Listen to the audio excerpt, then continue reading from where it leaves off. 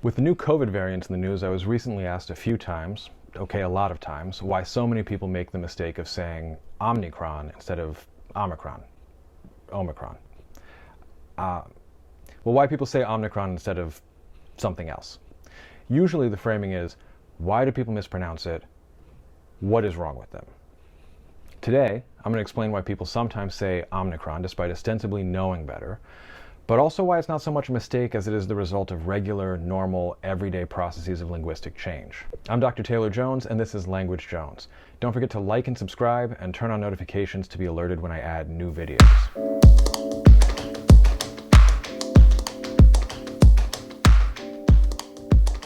As new variants of the coronavirus emerge, they're being given names from the Greek alphabet, like alpha and beta and delta.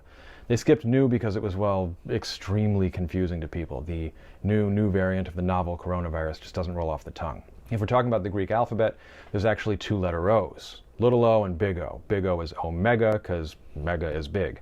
It's also the last letter of the alphabet, so alpha and omega is the same as A and Z. Anyway, if there's a mega O, there's a micro O, or rather, if there's an omega, there's an omicron. But here's the thing. How many people speak Greek? I mean, aside from the Greeks. The majority of us English speakers have not had a classics education, so the hoi polloi and I could not tell a zeta from a xi. See what I did there? Anyway, for us, it's just another English word, and not one that we hear or use very often. For many people, COVID may be their first introduction to the word. It's not what we call morphologically transparent. Morphology, put simply, is the study of building blocks of words. For example, coronavirus clearly has two parts, corona and virus, and we can combine them with other building blocks to make other words like coronation or rhinovirus. When you can tell what the pieces are, we call that morphological transparency. When you can't, a word is morphologically opaque. Omicron is morphologically opaque for a lot of people. Not only that, but there are different ways of pronouncing it depending on your accent, your geographic location, and of course your level of education and orientation towards that education. You may know that it's technically omicron, but you may also want to portray yourself as a down-to-the-earth man of the people. Not only that, but words borrowed from other languages are all subject to nativization. We don't say panini, croissant, burrito, and alcohol, panini, croissant, burrito, and alcohol. It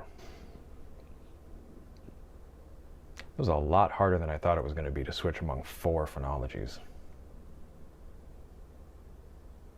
As an aside, there's a meme going around saying that if you can learn to pronounce Tchaikovsky and Dostoevsky, then you can pronounce insert name here. But English speakers don't correctly pronounce Tchaikovsky and Dostoevsky. Tchaikovsky, Dostoevsky. Anyway, there are also different preferences depending on country and regional accent.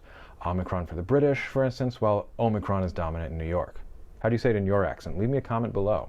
So it's a foreign word, and we've obliterated the morphological pieces of it and fit the sounds into the sound system of our own accents. Those accents will help determine if you're more prone to swap the first syllable for omni. If you'd say omicron, you're more likely than if you've always known it as omicron. Then there's syllabification. That's how you divide a word into syllables. If you think of it as omicron, then you're less likely to say omni than if you think of it as omicron, like laundromat or dynamite.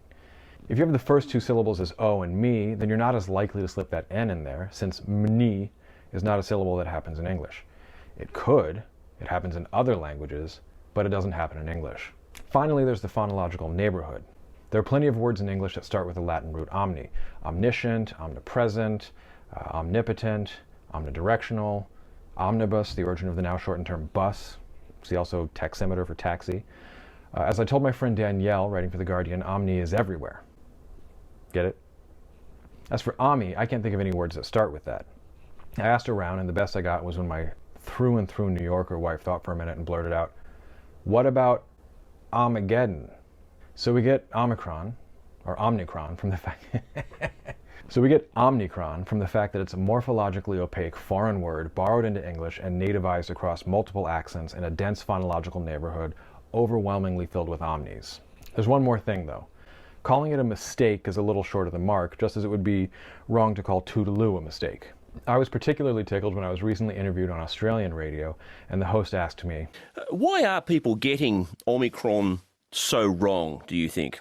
To me, an American, the host asking the questions was pronouncing every word wrong.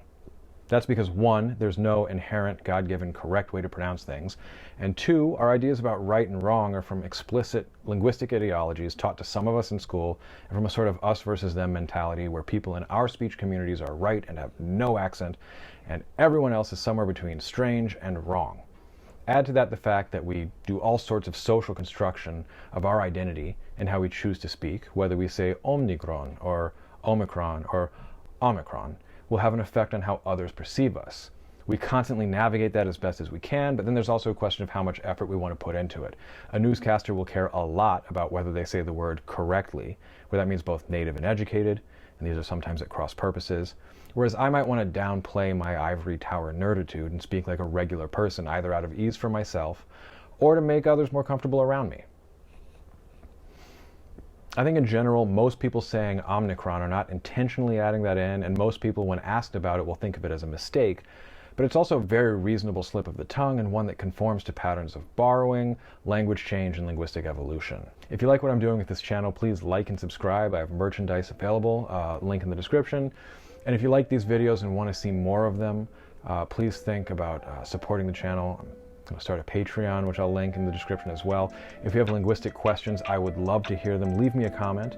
And if I can answer your question with an interesting video, where interesting is maybe subjective, I will do so.